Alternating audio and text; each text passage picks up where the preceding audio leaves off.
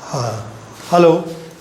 हाँ बच्चों, आज मैं आपको बताऊंगा आयनों तथा आयनिक यौगिकों के सूत्र, यानी formula of ion and ionic compound. इसके आधार पर आप बेसिक कॉन्सेप्ट जितना भी है केमिस्ट्री का वो आप सीखेंगे। जैसे इसमें लिखा है, पहले देखिए, पहले पॉइंट वाइज मैं आपको बताता जाता हूँ, फिर आप सुनिए। पहला लिखा है परमाणु। एक जो परमाणु होता है, परमाणु इलेक्ट्रॉन, प्रोटॉन और न्यूट्रॉन्स है। यानी कि एक परमाणु में इलेक्ट्रॉन होते हैं और प्रोटॉन और न्यूट्रॉन होते हैं। इलेक्ट्रॉन उसकी कक्षा में स्थित रहते हैं। उसके परमाणु के नाभिक में प्रोटॉन और न्यूट्रॉन पाए जाते हैं। प्रोटॉन की जितनी नाभिक में प्रोटॉन की संख्या होती है उतनी ही कक्षा में इलेक्ट्रॉन की संख्या होती है। यानी कि मैं ये लिख सकता हूँ कि प्रोटॉन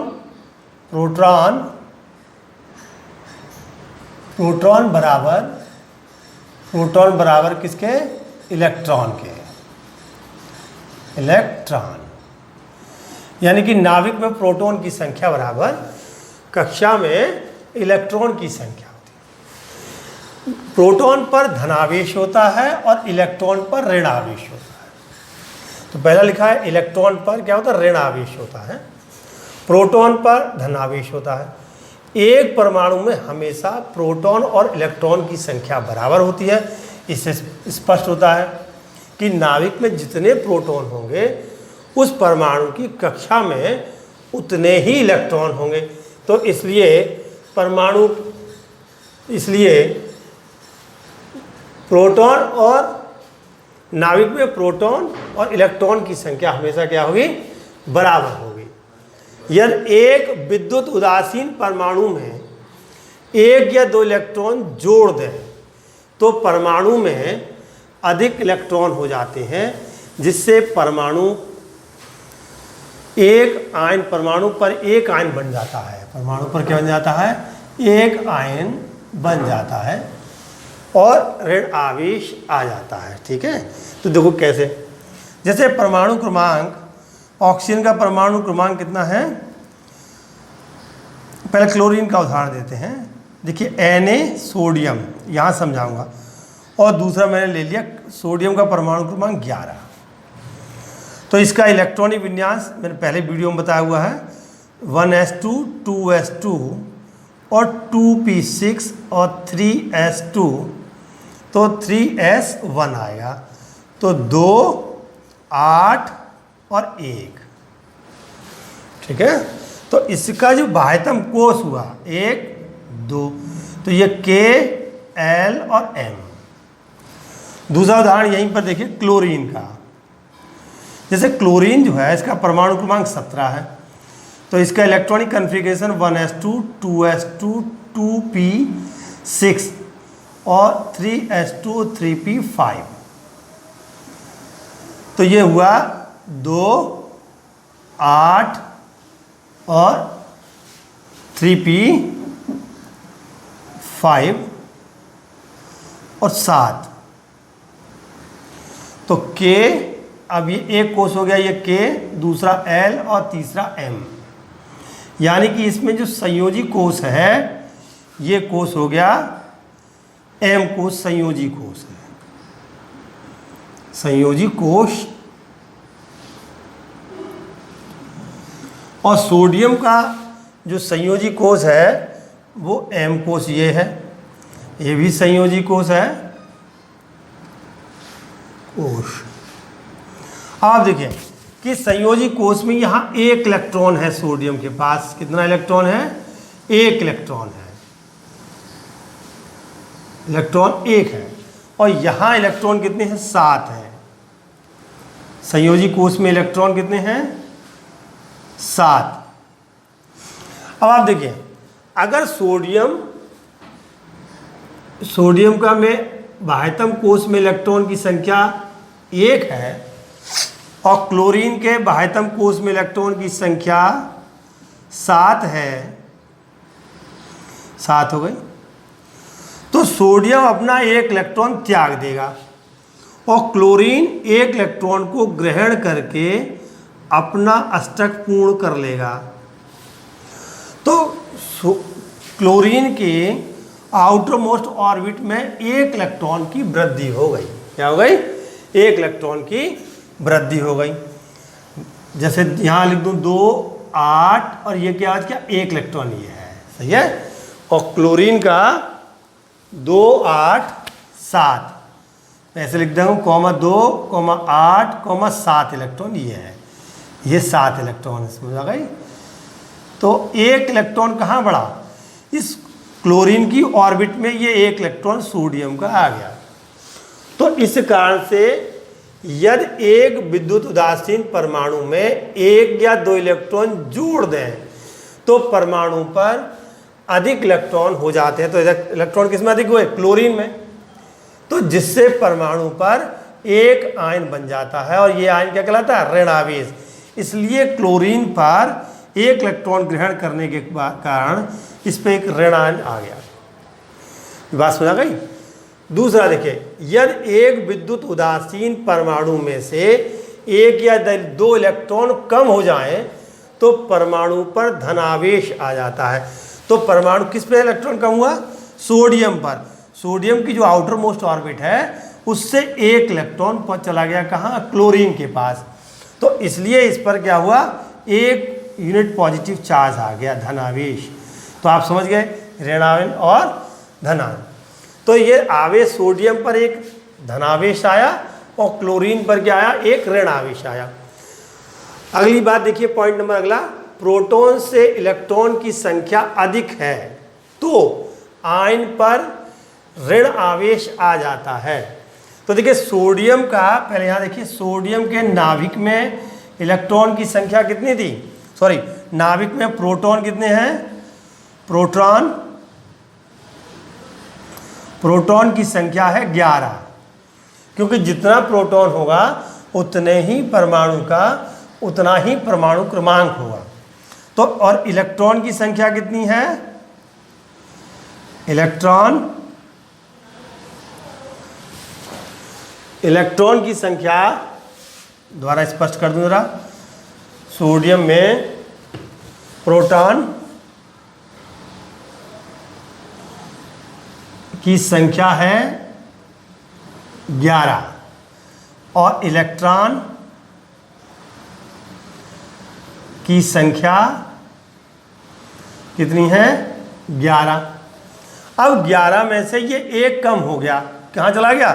क्लोरीन के पास, सही है। और यहाँ क्लोरीन के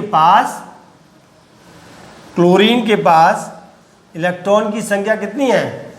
यहाँ शायद दिखाई नहीं दे रहा हो, यहाँ देखिए आप, क्लोरीन के पास प्रोटॉन कितने हैं?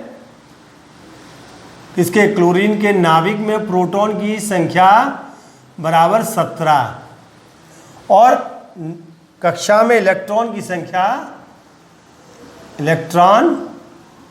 बराबर 17, ठीक है। तो जब 17 इलेक्ट्रॉन है तो एक इलेक्ट्रॉन सोडियम से क्लोरीन के पास आ गया। तो इसमें क्या हुआ? क्लोरीन के बाह्यतम कोश में यानी आउटर मोस्ट ऑर्बिट में इलेक्ट्रॉन की संख्या की वृद्धि हो गई। तो इसलिए मैं यहाँ लिखा हुआ है, प्रोटॉन से इलेक्ट्रॉन की संख्या अधिक होने पर क्या हुआ? अधिक होने पर आयन पर ऋण आवेश आ जाता है। तो इलेक्ट्रॉन यहाँ अधिक हो गए, प्रोटॉन तो वही रहा पर इलेक्ट्रॉन में +1 किसका आ गया? सोडियम का आ गया। इलेक्ट्रॉन कितने हो गए? 18। अब प्रोटॉन की संख्या 17 रह गई और इलेक्ट्रॉन 18। ये इलेक्ट्रॉन कहाँ से आया? सोडियम से आया। तो इसलिए ये बात स्पष्ट हो गई कि प्रोटॉन से इलेक्ट्रॉन की संख्या अधिक होने पर ऋण आवेश आ जाता है, जिससे ऋण आयन कहते हैं। अब क्लोरीन पर कौन सा चार्ज आ गया? इस क्लोरीन पर ऋणायन हो गया। बात समझ क्या हो गई? ऋणायन। बात समझ गया? अब दूसरा उदाहरण सोडियम का देखिए, यहाँ शायद दिखाई नहीं दे रहा, इधर देखिए आप।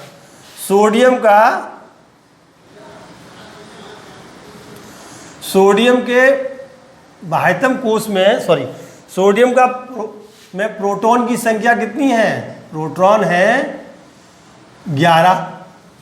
जितने नाभिक में प्रोटॉन होते हैं उतने ही कक्षा में इलेक्ट्रॉन की संख्या कितनी है? 11। दोनों हो गए। अब आप देखिए, एक इलेक्ट्रॉन सोडियम ने क्लोरीन को दे दिया। यहाँ पर देखिए एक इलेक्ट्रॉन, यहाँ इसका इलेक्ट्रॉन जो सूत्र बनाया गया था, विनिरूपण किया गया था, सोडियम का एक इलेक्ट्रॉन कहाँ चला गया? क्लोरीन के पास चला गया। तो सोडियम में से एक इलेक्ट्रॉन माइनस हो गया, सोडियम परमाणु से एक इलेक्ट्रॉन क्या हुआ? कम हो गया इसके बाह्यतम कोश से। तो यहाँ इलेक्ट्रॉन कितनी संख्या रह गई? अब 10। इलेक्ट्रॉन की संख्या कितनी रह गई? 10। तो अब अगली लाइन देखिए, प्रोटॉन से इलेक्ट्रॉन की संख्या कम होने पर, प्रोटॉन से इलेक्ट्रॉन की संख्या क्या हो गई? कम, 10 रह गई, 11 से कितनी हो गई? 10। और प्रोटॉन कितने हैं? 11। और इलेक्ट्रॉन कितने हो गए? 10। कम हो तो आयन पर धनावेश आ जाता है, जिसे धनायन कहते हैं। ये क्या हो गया? सोडियम। अब सोडियम पर चार्ज हो गया N पॉजिटिव, यानी 1 यूनिट पॉजिटिव चार्ज, यानी 1 यूनिट जो है पॉजिटिव चार्ज हो गया। सोडियम क्या हो गया? धनायन हो गया। अगला यहाँ पर एक और मैंने पॉइंट लिखा हुआ है, आवेशित स्पीसीज को आयन कहते हैं। यानी कि ये दोनों स्पीसीज, क्लोरीन और सोडियम क्या हुए? इनकी जो स्पीसीज है ये क्या हुई? आवेशित हो गई, इसलिए हम क्या कहेंगे? इन्हें आयन कहेंगे। अगला पॉइंट देखिए, जिन आयनों में एक आवेशित परमाणु होता है उन्हें साधारण आयन कहते हैं। जैसे सोडियम, सोडियम के पर एक आवेश है, 1 यूनिट पॉजिटिव चार्ज, तो इसे क्या कहेंगे? साधारण आयन। मैग्नीशियम है 2 positive charge, aluminium 3 positive charge. इनको हम यहाँ ऐसे भी कह सकते हैं, ये यूनिवैलेंट है, ये बाइवैलेंट है, ये ट्राइवैलेंट है। यानी जिस तत्व की संयोजकता 1 हो वो यूनिवैलेंट कहलाता है, जिस तत्व की संयोजकता 2 हो वो बाइवैलेंट कहलाता है, और जिसकी संयोजकता 3 हो वो ट्राइवैलेंट कहलाता है, जिसकी संयोजकता 4, जैसे SN4 की संयोजकता 4 है तो टेट्रावैलेंट कहलाता है। ठीक इसी प्रकार से ये सभी पॉजिटिव चार्ज हैं, इसलिए इनको हम क्षारीय मूलक भी कहते हैं। अगला है ऋणावेशित, यानी कि अम्लीय मूलक, जिन जैसे क्लोरीन पर 1 यूनिट नेगेटिव चार्ज है तो ये क्या हुआ? ऋणावेशित हुआ, यूनिवैलेंट हुआ। ऑक्सीजन पर 2 यूनिट नेगेटिव चार्ज है तो ये क्या हुआ? बाइवैलेंट हुआ। और नाइट्रोजन पर 3 यूनिट नेगेटिव चार्ज है तो ये क्या हुआ? ये ट्राइवैलेंट हो गया। तो ये इसमें ये लिखा, ये सब कैसे हैं? साधारण आयन है, जिसमें एक परमाणु केवल आवेशित हो वो सभी क्या कहलाते हैं? साधारण आयन कहलाते हैं। अगला पॉइंट है, जिन आयनों में परमाणुओं का समूह होता है उन्हें यौगिक आयन कहते हैं। अब देखिए यौगिक आयन में उदाहरण दिया हुआ है, जैसे OH। OH क्या? एक यौगिक आयन है, यानी हाइड्रॉक्सिल ग्रुप है, अमोनियम है, सल्फेट है, SO3 सल्फाइड है, और कार्बोनेट और बाइकार्बोनेट, ये इनमें क्या है? परमाणुओं का समूह है। परमाणुओं के समूह के कारण ये कैसे हैं? यौगिक आयन है। देखिए यहाँ पर एक उदाहरण देता हूँ, जैसे सल्फर के बाह्यतम कोश में इलेक्ट्रॉन की जो संख्या है वो है 6, दो परमाणु क्रमांक 16 होता है, 2, 8, 6, तो 1, 2, 3, 4, 5, 6। और इसका बाह्यतम जो दूसरा परमाणु है वो ऑक्सीजन का, उसमें कितने हैं? 4, 2, तो 4 परमाणु हैं और एक परमाणु 2 इलेक्ट्रॉन ग्रहण करता है। तो देखिए ये तो इस पर क्या हुआ? 2 यूनिट निगेटिव चार्ज आ गया। तो एक उदाहरण यहाँ पर ये भी दिया गया। तो ये क्या था? 2 परमाणुओं ने मिलकर के इसकी संयोजकता कितनी बताई? संयोजन क्षमता, यानी कि इस पर 2 यूनिट निगेटिव चार्ज आया। इसी प्रकार से सल्फाइड का है और ये OH का भी है। तो ये जो है एक से अधिक परमाणु होने का ये बहुपरमाणुक आयन कहलाते हैं। जिन आयनों में एक से अधिक परमाणु का समूह मिलकर के आयन बनाता हो तो ये क्या कहलाते हैं? बहुपरमाणुक आयन। तो ये इसका एक पहले बना चुका हूँ वीडियो, इसका जहाँ से इलेक्ट्रॉनिक विन्यास सिखाया गया। अब इसके बाद ये पार्ट, इसका दूसरा पार्ट हुआ, इसके बाद तीसरा पार्ट, इसके बाद आपको फिर देखिए, आप तब सीखेंगे। धन्यवाद। हो गई भाई साहब? कैमरा